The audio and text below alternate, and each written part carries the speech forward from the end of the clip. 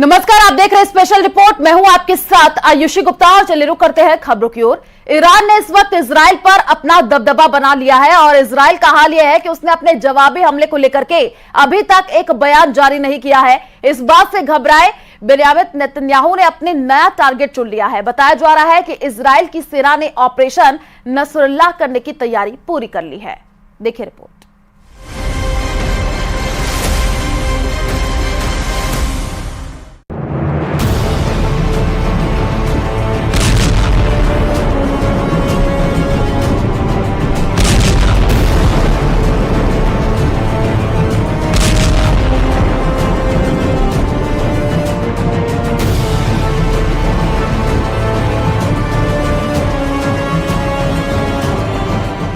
2024 में अप्रैल का महीना इजराइल के लिए ही नहीं, इजराइल के प्राइम मिनिस्टर बेंयामिन नेतन्याहू के लिए भी बहुत बड़ा शॉक लेकर आया है।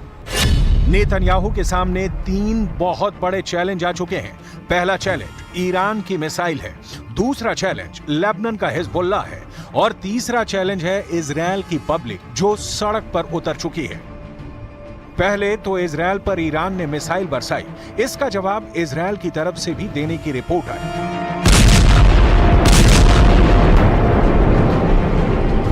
लेकिन अब इजराइल की सड़कों पर नेतन्याहू पर नारे बरस रहे हैं।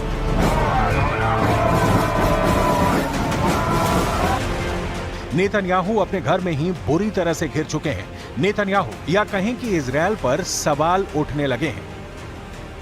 ईरान को कहां मारा, कैसे मारा, किससे मारा, कितनों को मारा, सबूत दिखाओ। इजराइल की जनता अब नेतन्याहू से बड़ी डिमांड कर रही है। हमास से बंधकों को छुड़ाने की मांग है, नेतन्याहू को हटाकर चुनाव कराने की मांग है। Israeli people are trapped in an abusive relationship with a fundamentalist government. They thought they could leverage the atrocities of October 7th to beat us into submission. Extreme police brutality has deterred many people from joining the protests. This is an abusive relationship. It's not a legitimate government, and we need elections immediately. There's no time to spare. ये गुस्सा देखकर Netanyahu खामोश हैं। Israel के लोग बहुत ज्यादा गुस्से में हैं। तेल अवीव की तस्वीरें बता रही हैं कि नेतन्याहू अपने लोगों के बीच फंस गए हैं।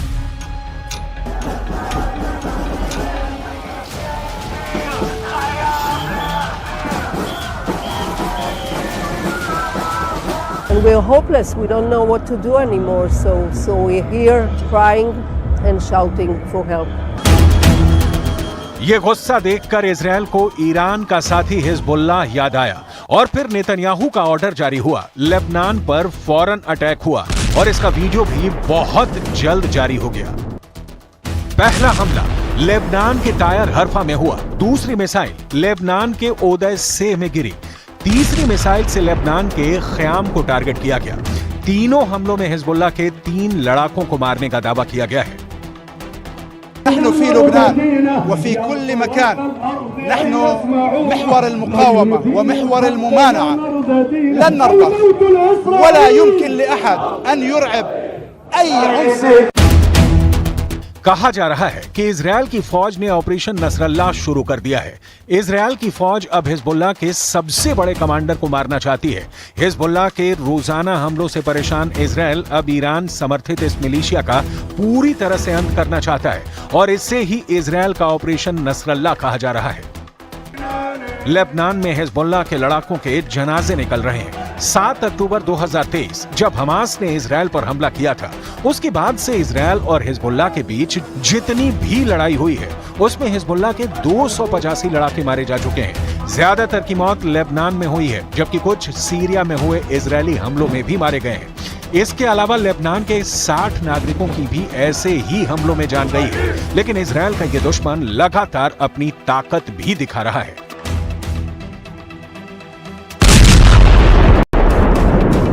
कुछ ही दिन पहले हिजबुल्लाह ने लेबनान इजराइल बॉर्डर के पास एक इलाके में ड्रोन से हमला किया था। इस हमले में इजराइल के करीब 19 लोग जख्मी हुए थे, जिसमें 14 तो इजराइल के सैनिक बताए जा रहे हैं। ड्रोन का वीडियो भी दिखाया गया जो हूबहू ईरान के अबाबिल ड्रोन जैसा है। हिजबुल्लाह को ईरान का फुल सपोर्ट है और यही वजह है कि इमाम खुमैनी से लेकर मौजूदा सुप्रीम लीडर अली खामनेई की तस्वीरें हिजबुल्लाह की रैलियों में नजर आती हैं। Hezbollah is strong enough as to make the Israelis make lots of calculations before they go into any kind of open confrontation. Iran और हिजबुल्लाह के डबल गेम को काउंटर करना इजरायल की सिरदर्दी बन गई है। अपने युद्ध का रिजल्ट दिखाने के लिए नेतन्याहू बहुत प्रेशर में है। इजरायल में तनाव है, इजरायल में दबाव है। इजरायल के सामने ईरान ही नहीं, अब हिजबुल्लाह और हूथी का संकट गहरा गया है। जाहिर है ये सब देखकर ईरान बहुत खुश होगा। ईरान जो चाहता है इजरायल में वही हो रहा है। पहले ईरान ने 300 से ज्यादा मिसाइल और ड्रोन से हमला किया, पूरा इजरायल दहल उठा। नुकसान इजरायल की जमीन को नहीं, इजरायल के रुतबे को हुआ, जिसे ईरान ने फौरन कैश किया।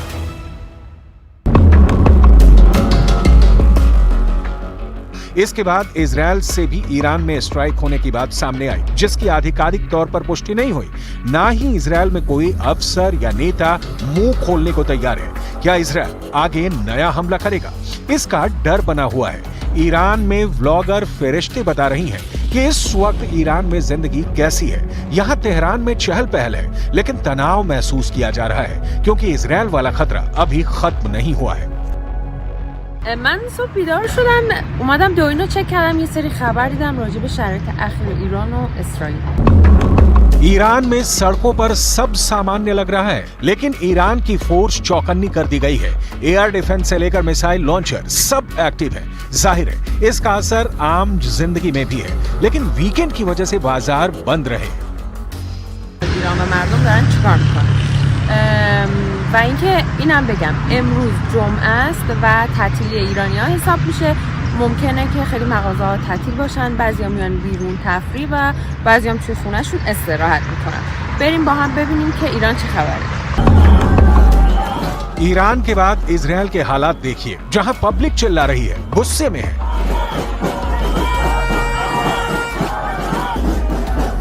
इजरायल में नेतन्याहू की सरकार को हटाकर फौरन चुनाव की मांग होने लगी है। हजारों लोग बैनर पोस्टर लेकर लगातार प्रदर्शन कर रहे हैं। We're trying to get rid of this dictator for over a decade now. People talk about 197 days. I mean, there's no meaning to this number anymore. I'm talking about more than half a year that my son, that all the hostages are still held in Gaza and no deal is on the way. No, I don't feel enough is being done. It's unthinkable that we have people of all ages, from babies to people in their mid-80s, in there living in tunnels in unthinkable conditions, hopefully alive at this stage. But no, not enough has been done. The release of all the hostages, that would really feel like a victory for the whole of the country. Of course, to change the government. I want Bibi to go home.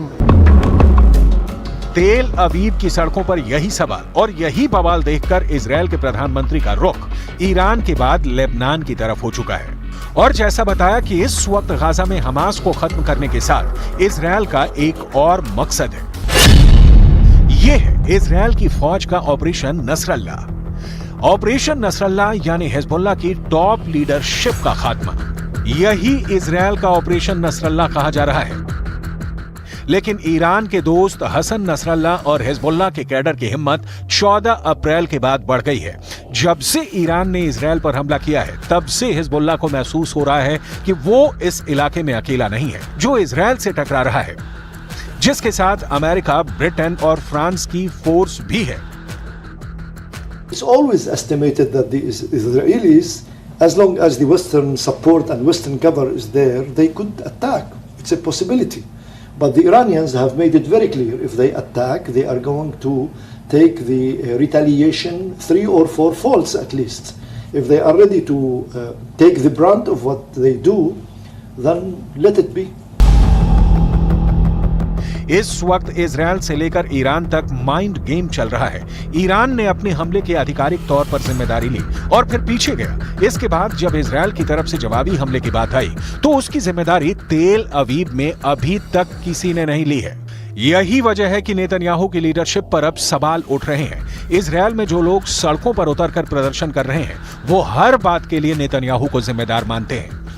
I think the government has failed in the last year and a half, and has brought us really to the lower level Israel has been in the last 76 years. दुनिया की नजर Israel पर अब भी बनी हुई है, क्योंकि आधिकारिक तौर पर उसने अभी तक नहीं माना है कि ईरान के हमले का जवाब दे दिया गया है। इसलिए अप्रैल का पूरा महीना ये दुनिया बहुत बड़े खतरे से जूझती रहेगी। ईरान और इजरायल की टक्कर अभी खत्म नहीं हुई है।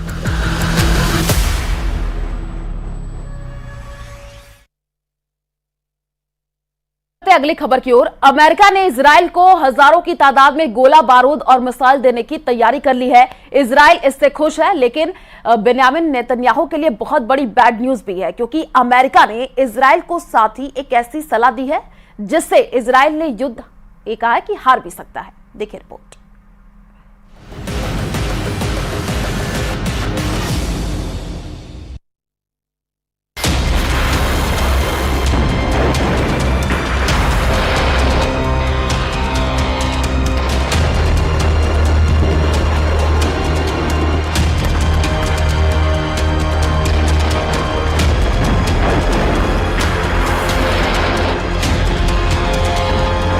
इजरायल अटैक मोड में है।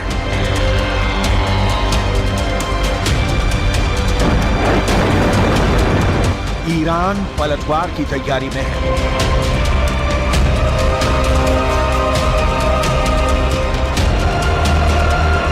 युद्ध का पूरा माहौल बना हुआ है।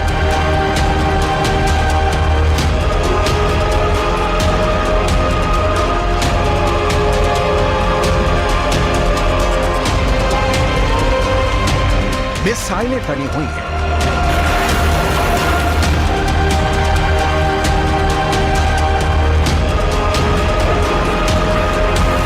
जंगी जेट रेडी है।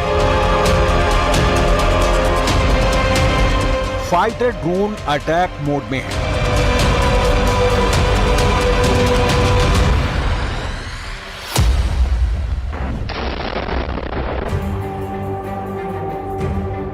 दो कट्टर दुश्मनों में आर पार की जंग की नौबत किसी भी वक्त आ सकती है, मगर इस टकराव में जो बड़ा ट्विस्ट आया है उसे समझने के लिए ट्रिगर पॉइंट पर चलते हैं। अप्रैल महीने की पहली तारीख सीरिया के दमिश्क में बारूद बरसा, ईरानी दूतावास दहला। ईरान ने हमले के आरोप सीधे इजरायल पर लगाए। इजरायल हमले से इनकार करता रहा। अमेरिका ने तो खुद को दमिश्क हमले से दूर दूर तक अनजान ही बताया। दमिश्क अटैक के जवाब में ईरान ने सैकड़ों ड्रोन और मिसाइल की बौछार इजरायल पर कर दी। ईरानी हमले से अमेरिका ने इजरायल को कवर दिया। सुपर पावर के साथ नाटो कंट्री भी इजरायल के कवच बने। इसके बाद जब ईरान के शेखरी बेस को धुआं किया गया, तब भी अमेरिका ने हमले पर आधिकारिक बयान नहीं दिया। इजरायल की इराक स्ट्राइक से भी अमेरिका ने दूरी बना रखी है। इसके मायने क्या है? क्या युद्ध में इजरायल अकेले फंस गया है? क्योंकि अमेरिका तो फिलहाल किसी युद्ध में उलझने के लिए तैयार नहीं है। अमेरिकी डिफेंस फोर्सेस की सीक्रेट मीटिंग में क्या तय हुआ है? क्या इजरायल ईरान के टकराव से शुरू होने वाला महायुद्ध टल गया है? ये कहना तो मुश्किल है कि ईरान इजरायल शांति धारण करने वाले हैं, लेकिन अमेरिका इस बारूदी फसाद में फंसने से बच रहा है। ये दावा पूर्व अमेरिकी सैन्य अधिकारियों की रणनीति के आधार पर किया गया है, जिसके मुताबिक अमेरिका की सेनाएं मिडिल ईस्ट में बड़े युद्ध के लिए तैनात नहीं है। अगर संकट गहराता है तो पेंटागन को क्षेत्र में सैन्य जरूरतों के बारे में दोबारा विचार करना पड़ सकता है। डोनाल्ड ट्रंप के राष्ट्रपति कार्यकाल में मिडिल ईस्ट के उप सहायक रक्षा सचिव माइकल मोलरॉय ने एक बयान में कहा है कि मुझे नहीं लगता कि हमारे पास वो सभी ताकतें हैं जो हम इजरायल का समर्थन करना चाहेंगे अगर उनके और ईरान के बीच सीधा युद्ध होता है। माइकल मोलरॉय से अमेरिकी फोर्सेस के टॉप कमांडर की राय भी मिलती जुलती है।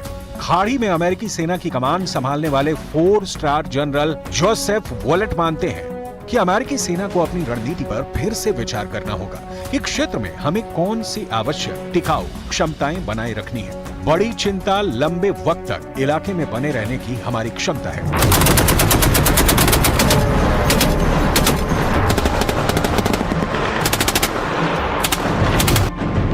सुपर पावर अमेरिका की मुश्किलें इतनी भर नहीं। इजरायल के साथ युद्ध में कूदने की बजाय अमेरिका का फोकस किसी और फ्रंट पर है। खाड़ी मुल्कों में तैनात अमेरिका के मौजूदा जनरल माइकल एरिक हाल में ही एक मैसेज के जरिए अमेरिकी सांसदों को ये जानकारी दी कि उन्होंने अपनी सैन्य क्षमता बढ़ाने की गुजारिश प्रेसिडेंट बाइडेन से की थी, जिसका जवाब देते हुए पेंटागन ने खाड़ी से ज्यादा चिंता चीन से मिल रही चुनौती को बताया था। मतलब ये कि इजरायल का साथ देने की बजाय मौजूदा वक्त में अमेरिका चीन से निपटने में जुटा है। इसके साथ अमेरिका की सबसे बड़ी कमजोरी का भी पर्दाफाश हुआ है। जनरल माइक एरिक ने लिखित रिपोर्ट में जानकारी दी कि एशिया महाद्वीप में अमेरिकी खुफिया नेटवर्क बेहद कमजोर हुआ है। सुपर पावर को एक्सपर्ट एजेंट नहीं मिल रहे हैं। अमेरिकी फोर्सेस को ट्रांसलेटर की भी किल्लत झेलनी पड़ रही है।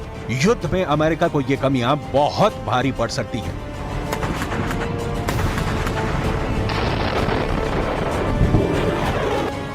साफ है कि अमेरिका अपनी कमजोरियों को दुरुस्त किए बिना तो युद्ध में उतरने नहीं जा रहा। ऐसे में इजरायल का हाल यूक्रेन जैसा न हो जाए, जिसने अमेरिका की शय पर रूस से अदावत मोल ली और अंतहीन युद्ध में उलझ गया।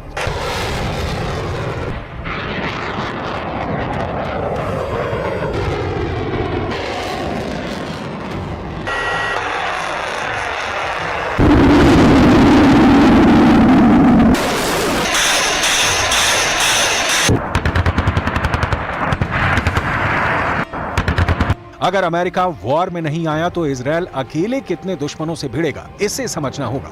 ईरान के पाले में अरब मुल्कों की पूरी ताकत जुटेगी, इसमें किसी को संदेह नहीं है। ईरान के साथ विद्रोही लड़ाकों की खोखार पलटन भी होगी। ईरान को पर्दे के पीछे रहकर रूस का साथ भी मिल सकता है।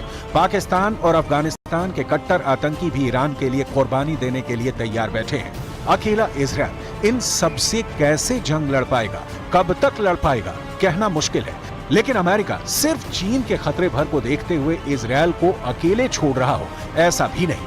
अमेरिका लंबे अरसे से अपनी रणनीति पर काम कर रहा है। एक एक कर अमेरिका ने कई फ्रंट से छुटकारा पाया। 5 मई 2018 अमेरिका ने दक्षिण कोरिया से अपने सैनिकों की संख्या कम करने का फैसला किया था। तब दक्षिण कोरिया में 28,500 अमेरिकी सैनिकों की तैनाती थी। डोनाल्ड ट्रंप के कार्यकाल में अमेरिका ने सोमालिया से अपनी फौज हटा ली थी। ISI के खिलाफ ऑपरेशन में लगे सुपर पावर के 700 सोल्जर वापस बुलाए गए थे। 2020 में इराक में मौजूद 5,000 जवानों में भी अमेरिका ने कमी की थी। अमेरिका ने 2021 में अफगानिस्तान से 3,000 सैनिकों की वतन वापसी करवाई। हाल ही में अमेरिका ने ऐलान किया कि वो नाइजर से अपने 1,000 सैनिक हटाएगा।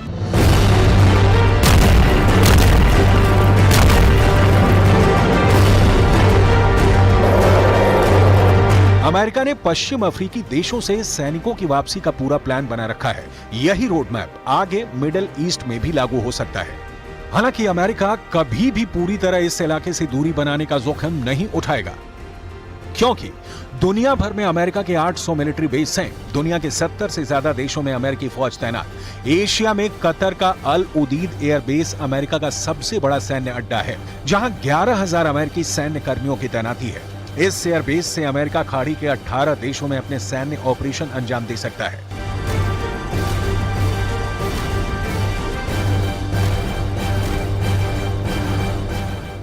मगर अमेरिका के लिए यही सैन्य तैनाती मुश्किल की भी वजह बनती है। खाड़ी में मौजूद तमाम आतंकी गुट इन अड्डों को आए दिन टारगेट बनाते हैं। अमेरिका को दुश्मन चुनने की जरूरत भी नहीं पड़ती, उससे दुश्मनी मोल लेने खुद ब खुद आ जाते हैं। ऐसे हालात में अमेरिका एक नए फ्रंट पर आर पार की जंग से बचने की रणनीति अपना रहा है। लेकिन इजरायल चाह कर भी युद्ध से अलग नहीं रह पाएगा, क्योंकि ईरान का गुस्सा 7वें आसमान पर है। इजरायल के हमले से घायल ईरान पलटवार की तैयारी में है। अरब वर्ल्ड में ईरान का समर्थन भी बढ़ता जा रहा है। इराक, सीरिया, जॉर्डन, तुर्की जैसे इस्लामिक देश सीधे तौर पर ईरान को सपोर्ट करते हैं। एटमी ताकत पाकिस्तान भी खुलकर ईरान के साथ है। ऐसे में अकेला इजरायल सभी देशों से टक्कर ले पाएगा, ऐसा मुमकिन नहीं। ये भी सच है कि इजरायल बिना नाटो और अमेरिका के सपोर्ट के जंग में उतरने की गलती कभी नहीं करेगा।